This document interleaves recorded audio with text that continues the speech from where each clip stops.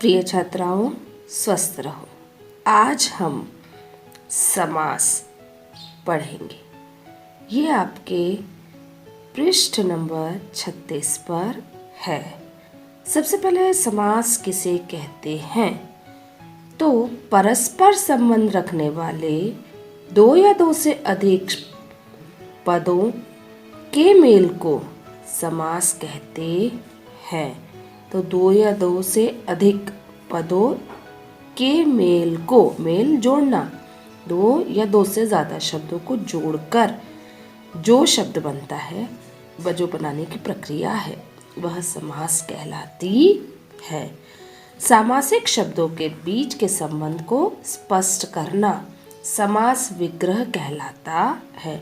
सामासिक शब्द कौन सा हो गया? दो या दो से अधिक शब्दों को, पदों को हमने जोड़कर जो शब्द बनाया वो।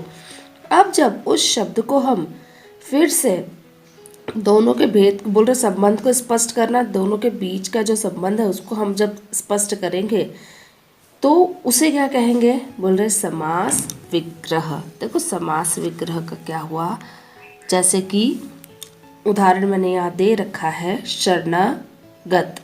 तो शरण आगत ये दो शब्द हैं, इन दोनों को जोड़कर जो शब्द बना, तो ये शरणागत, ये आपका समास बनाने की प्रक्रिया में ये कहलाया सामासिक शब्द।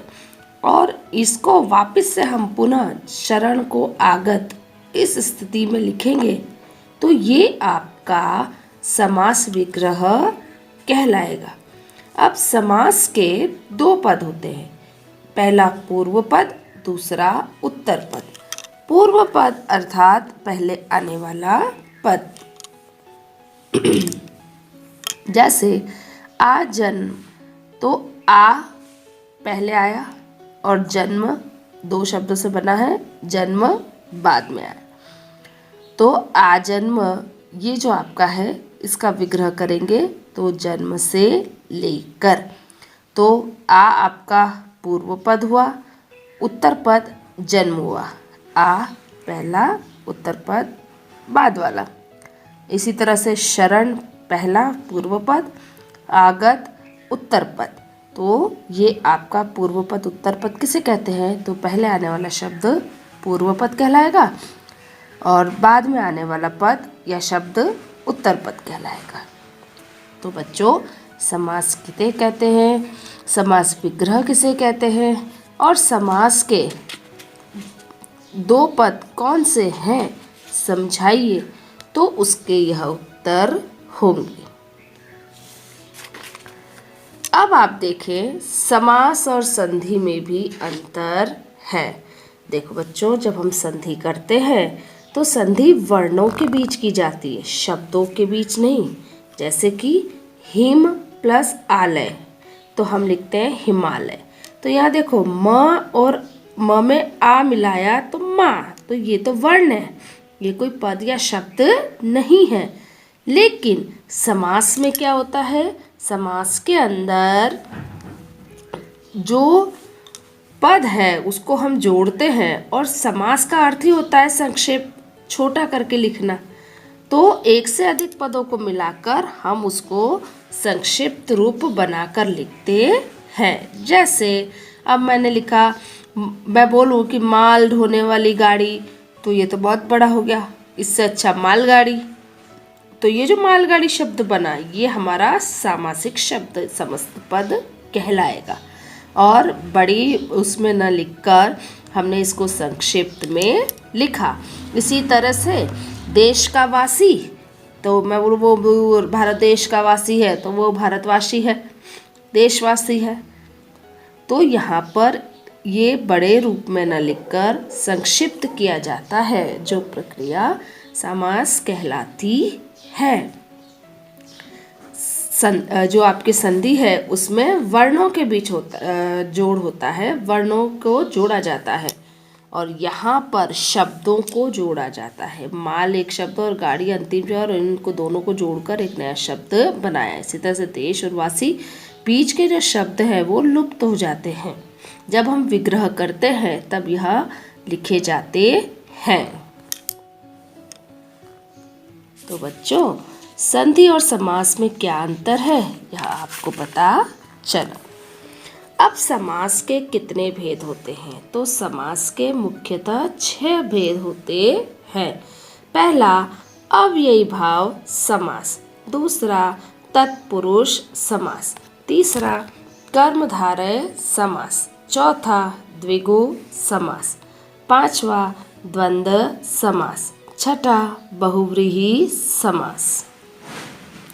एक बार फिर से आपको बता दूं, अव्ययी भाव समास, तत्पुरुष समास, कर्मधारय समास, द्विगु समास, द्वंद्व समास, बहुव्रीहि समास। अव्ययी भाव समास किसे कहते हैं? तो जिस समास पद का पूर्व पद प्रधान मुख्य होता है तथा अव्यय हो, अव्यय जिसके और टुकड़े न किए जा सके हो, और अव्यय किसी भी उसमें वह परिवर्तित नहीं होता। शब्द अव्यय शब्द जो है चाहे लिंग के अनुसार परिवर्तित नहीं होता, क्रिया के अनुसार परिवर्तित नहीं होता, काल अनुसार उसमें किसी भी तरह का परिवर्तन नहीं आता।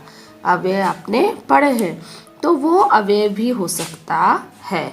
अथवा जहाँ शब्द की आवृत्ति, आवृत्ति का अर्थ है बार बार आना, तो शब्द की आवृत्ति एक ही शब्द 2 बार आए तो उसके कारण भी समस्त पद ही अव्यय बन जाए, उसे अव्ययी भाव समास कहते हैं। एक ही शब्द 2 बार आते हैं या अव्यय शब्द वहाँ पर आते हैं, जिस कारण से वह अव्ययी भाव समास बनता है। उदाहरण देखते हैं। यथा नियम, नियम के अनुसार।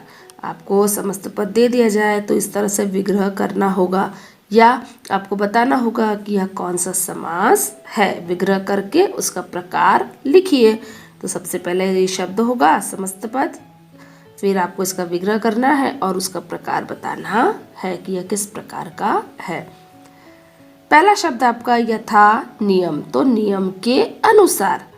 तो यहाँ पर यथा शब्द जो है ये आपका अव्यय है। यथा शब्द आप किसी भी काल में इस्तेमाल करो, किसी भी लिंग के लिए इस्तेमाल करो।